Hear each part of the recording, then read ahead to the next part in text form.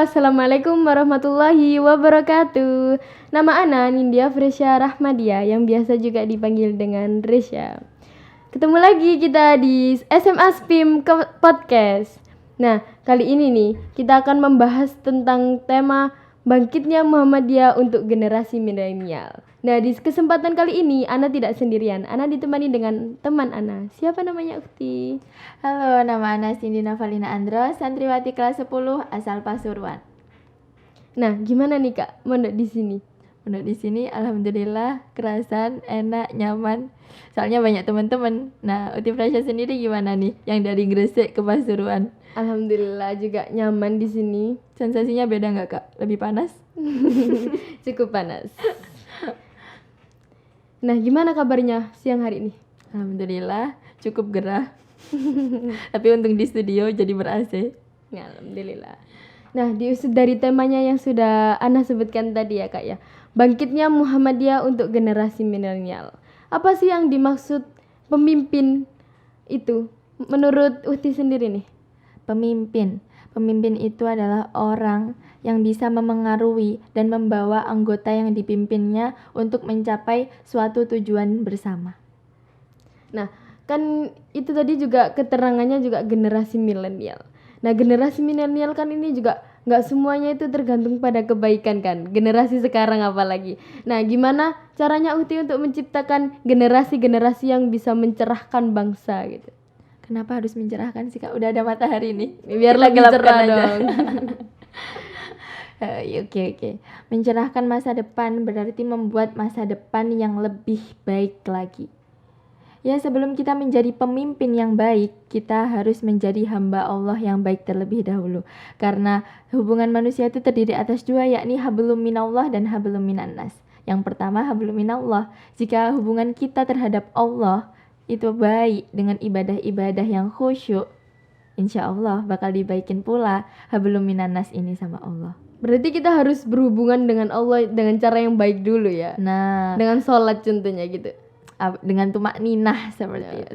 Nah, pada generasi Z ini pula pemerintahan yang efisien, yang konsisten itu dipimpin dari pemimpinnya yang memiliki intelektual, integritas, dan nilai-nilai kejujuran, nilai-nilai adab, norma, dan lainnya.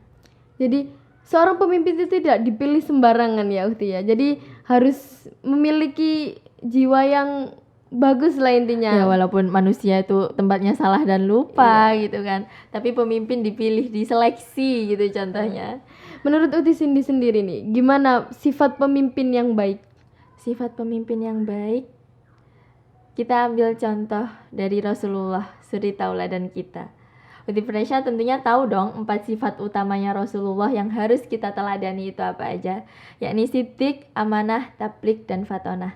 Sidik jujur, amanah, kemudian tablik menyampaikan, kemudian fatonah cerdas. Sidik jujur. Banyak pemimpin di dunia ini yang hebat, yang pintar, yang cerdas.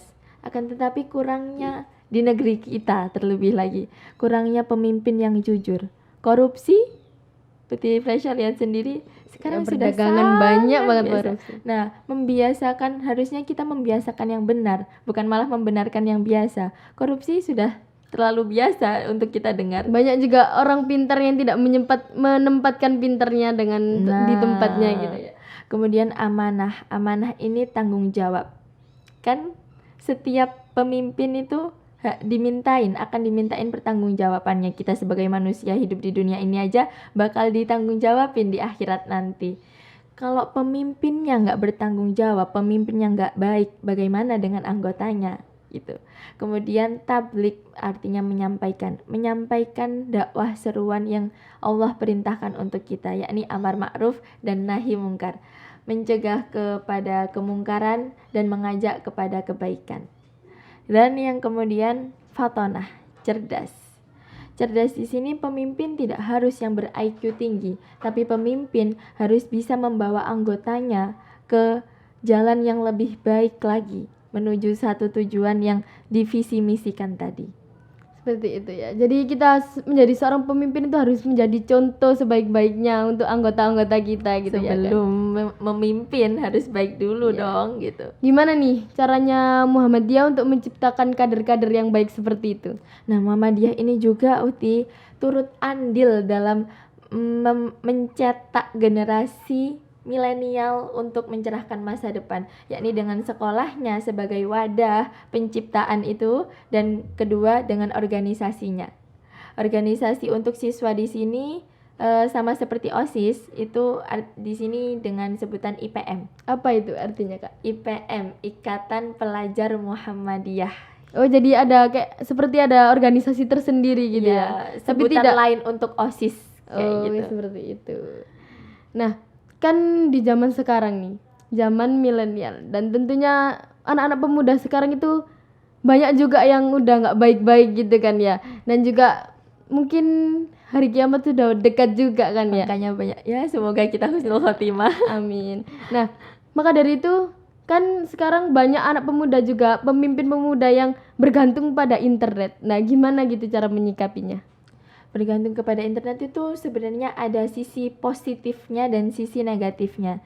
Ya, negatifnya kita jadi ketergantungan, kita jadi nggak percaya diri. Itu juga mengurangi rasa percaya diri kita, karena kita nggak mempercayakan kepada diri kita kita sebenarnya bisa, kita tuh lebih bisa dari apa yang kita bayangkan, tapi karena dengan internet ya udahlah, pakai internet aja, seperti Ya itu. mengandalkan internet saja gitu ya. Mengandalkan. Kemudian kalau tapi semua itu pasti ada sisi positifnya, sisi baiknya. Sisi baiknya di sini kita bisa memperluas wawasan kita dari internet itu. Kalau kita cuma berpedoman pada buku dan buku, kurang luas pastinya, apalagi buku di toko-toko sekarang tambah mahal gitu kan. Berarti kita jadi seorang pemimpin itu juga harus mengajak, tidak hanya memerintahkan gitu ya. Ya kalau mengajak doang kayak bos dong jadinya, kayak raja nggak mau turun tangan. Nah, maka dari itu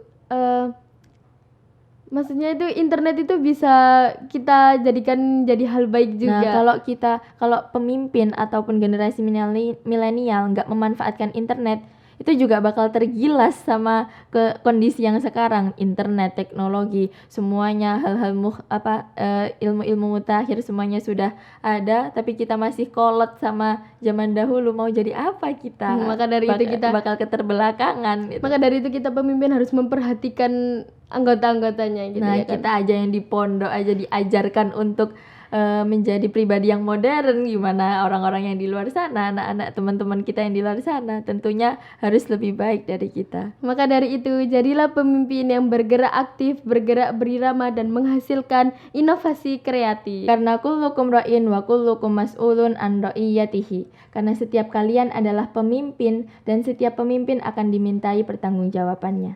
Oke, sebelum kita tutup nih guys, kita punya satu pesan buat kalian. Pemimpin haruslah siap menderita. Sekian dari podcast kali ini. Sampai jumpa di lain waktu. Wassalamualaikum warahmatullahi wabarakatuh.